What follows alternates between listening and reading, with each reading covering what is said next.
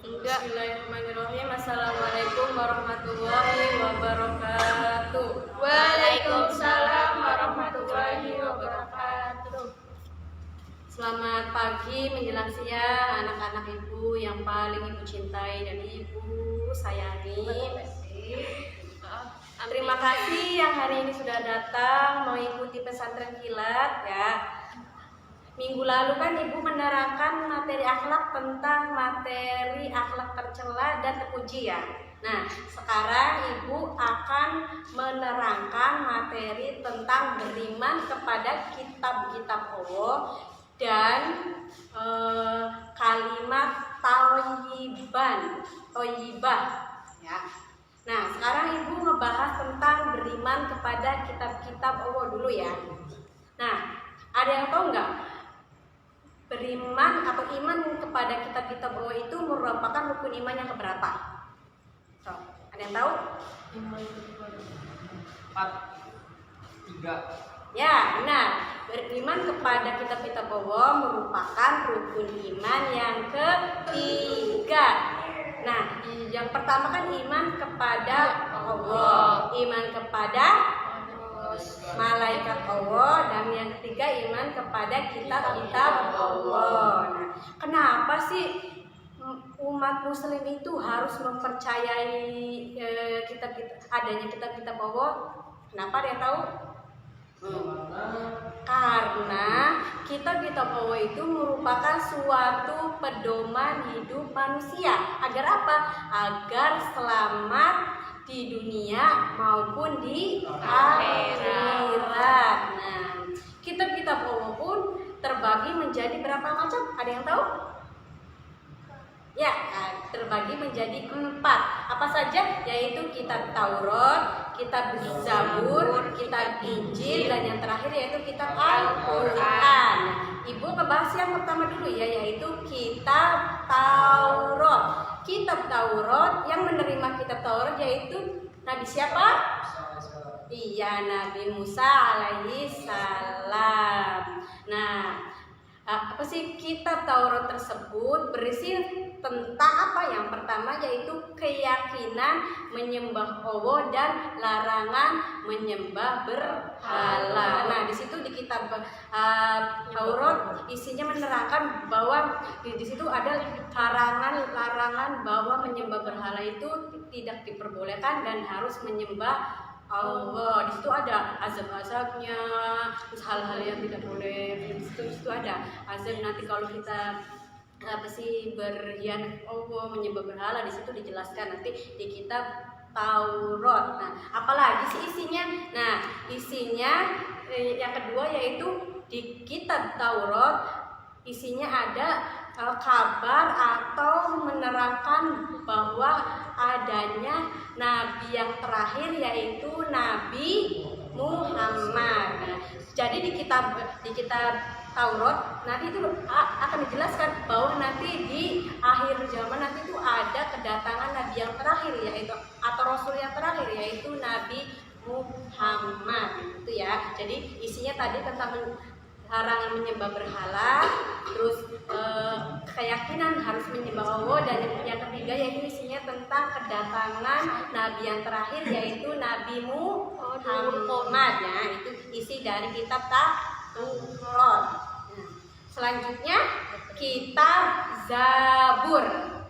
Ada yang tahu sih nabi siapa yang menerima kitab Zabur? Irfan tahu?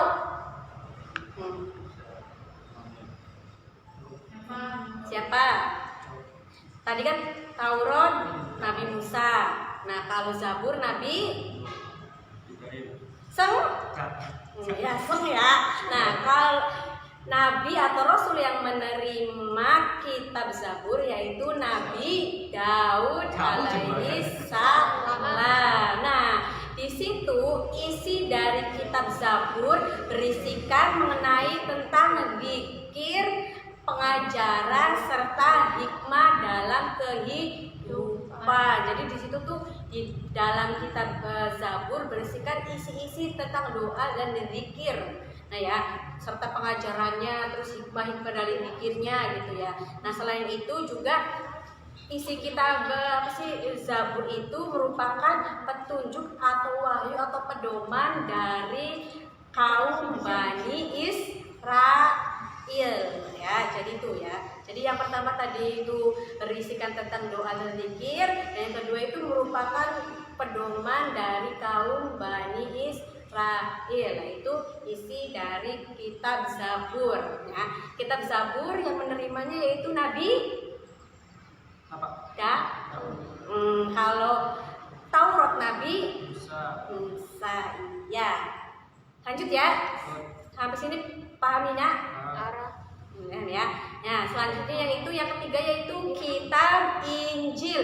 Siapa sih nabi yang menerima kitab Injil? Siapa? Iya, benar Ridho.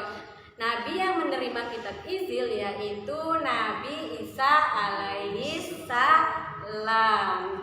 Apa sih isi kitabnya?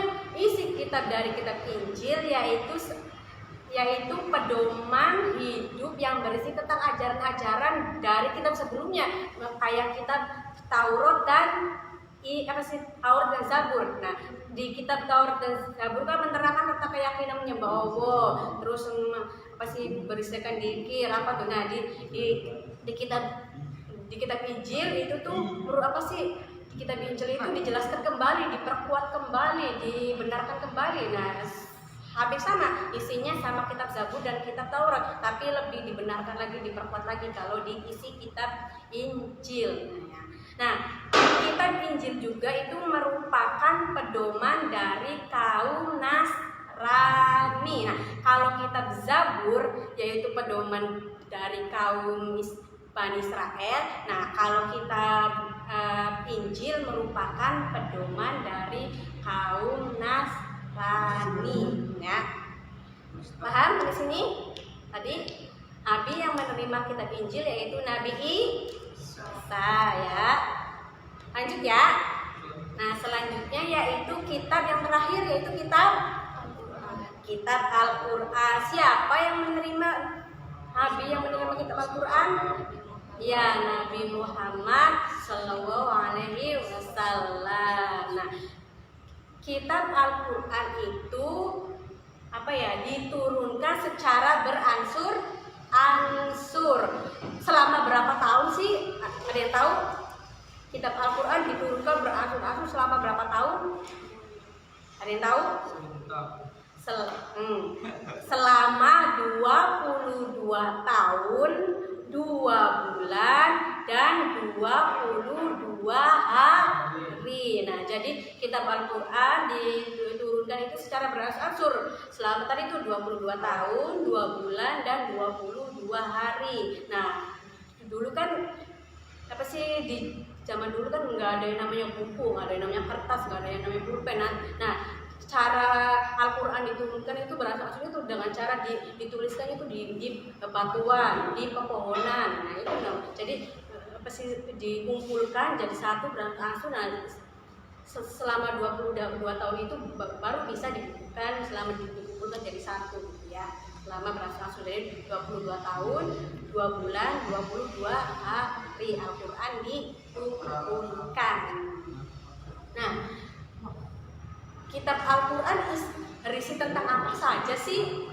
Nah, ada yang tahu sih tentang Al-Qur'an? Nah, kitab Al-Qur'an atau Al-Qur'an itu berisi yang pertama yaitu berisi tentang akidah dan keimanan.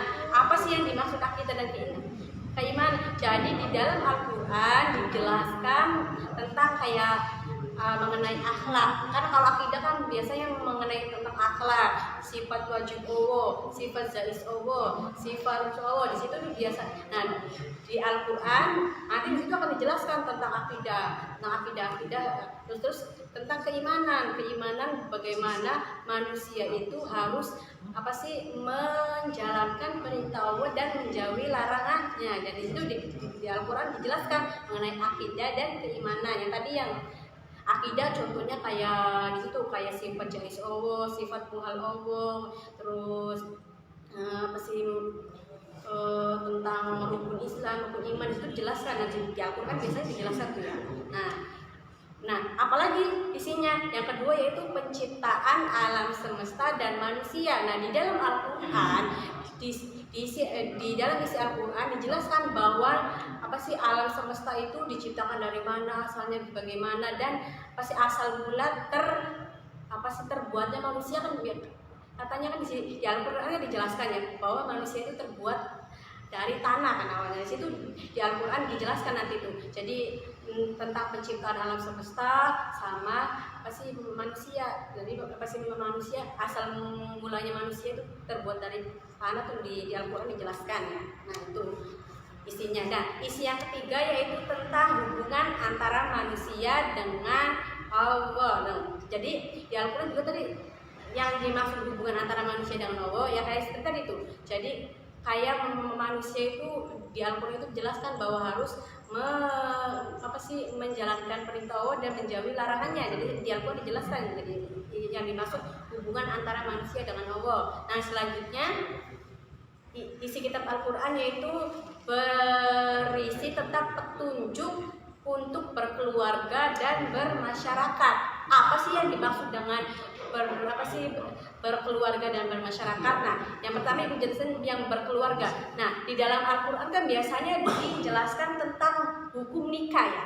Hukum nikah, bagaimana syarat-syarat nikah. Nah, di dalam Al-Qur'an dijelaskan. Jadi yang dimaksud berkeluarga berarti itu dijelaskan tentang syarat-syarat nikah, bagaimana seorang istri kepada suami itu bagaimana, di Al-Qur'an itu dijelaskan. Nah, yang di sini yang dimaksud masyarakat, bermasyarakat. Jadi kan biasanya kalau di Al-Qur'an kan dijelaskan mengenai hukum riba atau jual beli. Nah, di Al-Qur'an juga di situ dijelaskan jadi hukum jual beli dan riba kan.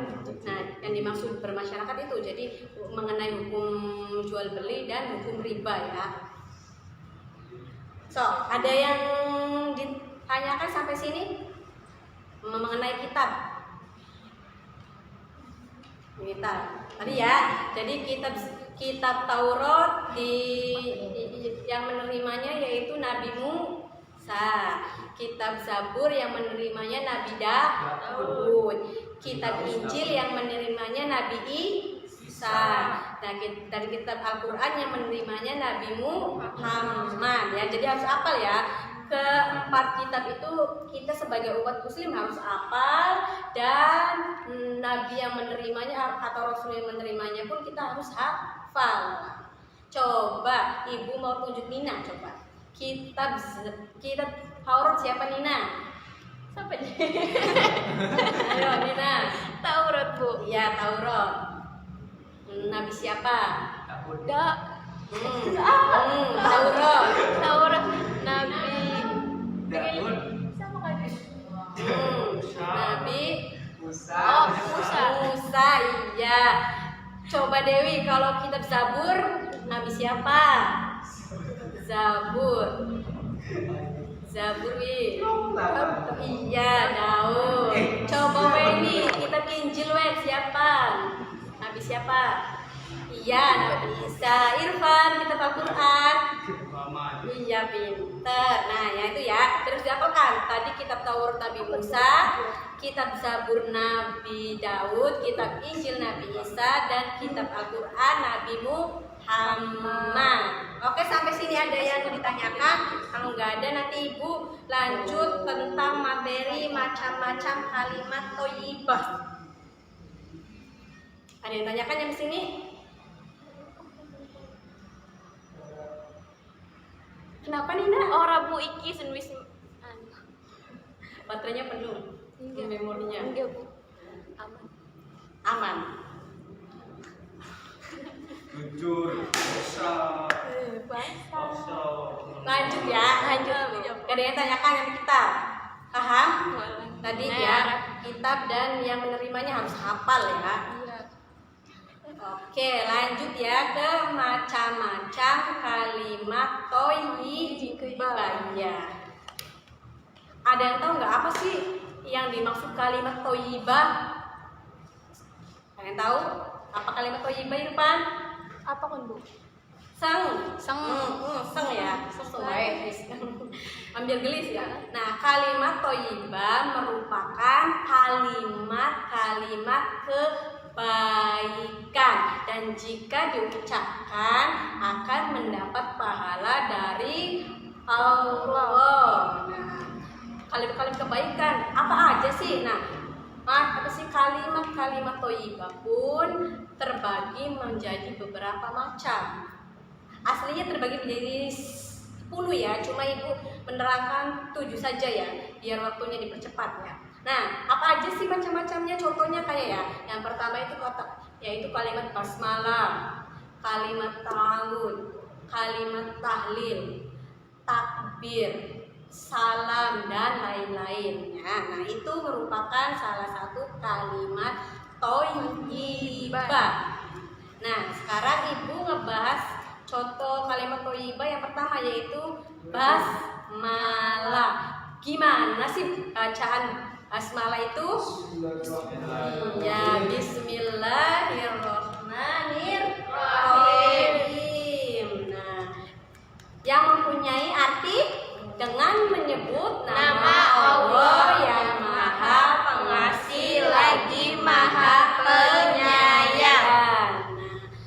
Ibu, kapan sih waktu kita harus mengucapkan kata basmalah itu atau bismillah itu?